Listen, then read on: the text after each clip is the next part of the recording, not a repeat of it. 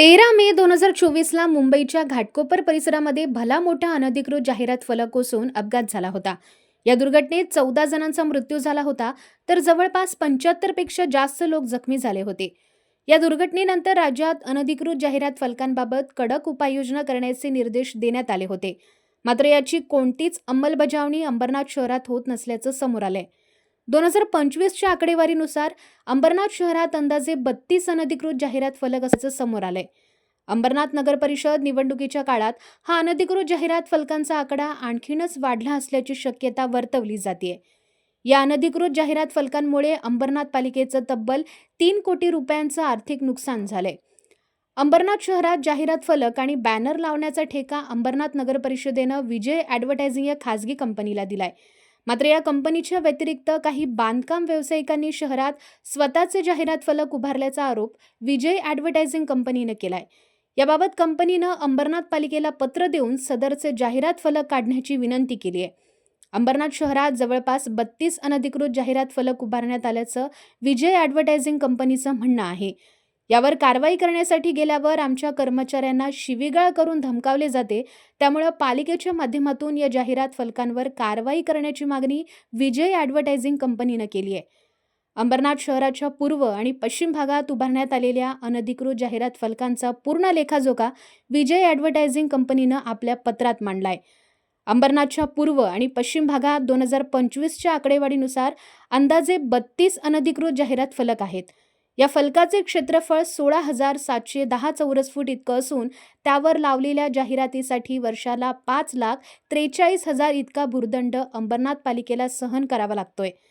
यावर 5 पटीनं दंड आकारल्यानंतर 3,71,00,000 इतकं पालिकेचं आर्थिक नुकसान होतंय.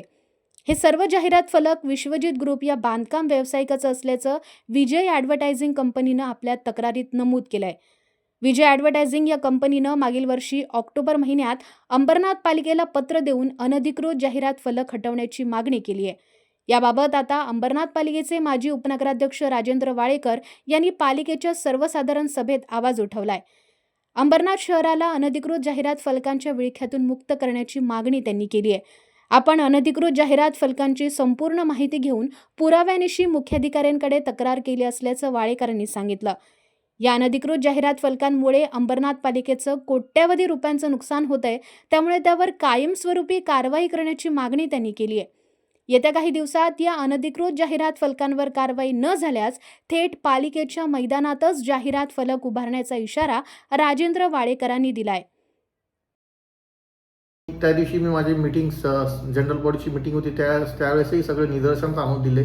आज 35 सांगितले होते, परंतु माझ्या अंदाजे 40 होर्डिंग्स अनधिकृत. तुम्हाला त्या सांगता मटका चौक झाला, महात्मा गांधी झालं, त्यानंतर स्मशानभूमी झाला, हुतात्मा चौक झाला, असे इतर ठिकाणी मोठमोठ्या होर्डिंग्स अनधिकृत लागल्यात. आणि कोर्टाच्या निर्देश असताना सुद्धा कुठलाही अधिकारी याच्यावर काही कारवाई करायला तयार नाही.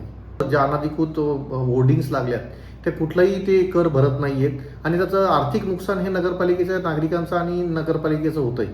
त्याच्यामुळे मी वेळोवेळी चीफ ऑफिसरांना सांगेल का हे गॅस कटरनी कट करावं, कारण तो ज्या एखाद्या जागेचा परमिशन नाही घेतलेलं, निदर्शनास आल्याप्रमाणे मी त्यांना सगळे पेपर्स दिलेले आहेत, मीटिंगमध्ये सगळ्या गोष्टी सांगितल्या गेलेल्या आहेत, तरी पण अजून कुठली कारवाई झालेली नाही. जर का मी चीफ ऑफिसरांना एवढंच निदर्शन आणून देतो, जर याच्यावर कारवाई नाही झाली तर आम्ही नगरपालिकेच्या आवारामध्ये जे सुज्ञ नागरिक आहेत त्यांना दाखवण्यासाठी आम्ही पक्के बोर्ड तिथं गाडू आणि त्याचा परिणाम हा सर्वस्व चीफ ऑफिसरांना भोगावा लागेल आणि आमच्या अधिकाऱ्यांना भोगावा लागेल. तिथल्या मी चीफ ऑफिसरांना आरोप करत नाही आहे, पण त्यांच्या निदर्शनात आणून देतोय की तुम्हाला वेळोवेळी आम्ही सगळ्या गोष्टी आणून दिल्यात. नगराध्यक्ष मॅडमसुद्धा यांच्याही आणून दिल्यात निदर्शनामध्ये आणि संपूर्ण सभागृहामध्ये ह्या गोष्टी आणून दिल्यात. अंबरनाथ नगरपालिकेच्या नागरिकांचं नुकसान होते, त्याच्यामध्ये जे आर्थिक नुकसान होतं ते नगरपालिकेचं होतं. तर मी चीफ ऑफिसरांना अजूनही वेळ देतो की हे त्वरित काढण्यात यावं. अन्यथा नाही काढलं तर अंबरनाथ नगरपालिकेमध्ये येणारे सुज्ञ नागरिक आहेत त्यांच्या समोर नगरपालिकेच्या आवारामध्ये अनधिकृत बोर्डले गाडले जातील आणि ते सुज्ञ नागरिक ते बघतील. अंबरनाथ शहरात सध्या अनधिकृत बॅनरबाजीला ऊत आलाय. शहरात जागोजागी अनधिकृत बॅनर पाहायला मिळत आहेत, त्यामुळे शहराचं विद्रुपीकरण झालंय. चौकात रस्त्याच्या बाजूला विद्युत खांबांवर दिशादर्शक फलकांवर जिथे जागा मिळेल तिथे बॅनरबाजी करून राजकीय नेते शहराचं विद्रुपीकरण करतायत. त्यातच आता मोठ्या अनधिकृत जाहिरात फलकांची भर पडली आहे. अंबरनाथ नगरपालिका निवडणुकीच्या प्रचारात भाजपनं ना खाऊंगी ना खाने दूंगी, जो खाया है उसका भी हिसाब लूंगी अशी टॅगलाईन घेऊन नगराध्यक्षपदाची निवडणूक जिंकली होती. त्यामुळे आता अनधिकृत जाहिरात फलकांमुळे पालिकेच्या होणाऱ्या आर्थिक नुकसानीचा हिशोब नगराध्यक्ष मॅडम घेणार का? आणि या अनधिकृत जाहिरात फलकांवर कायमस्वरूपी कारवाई होणार का, असा प्रश्न अंबरनाथच्या जनतेतून विचारला जातोय. किरण सासे, न्यूज अपडेट, अंबरनाथ.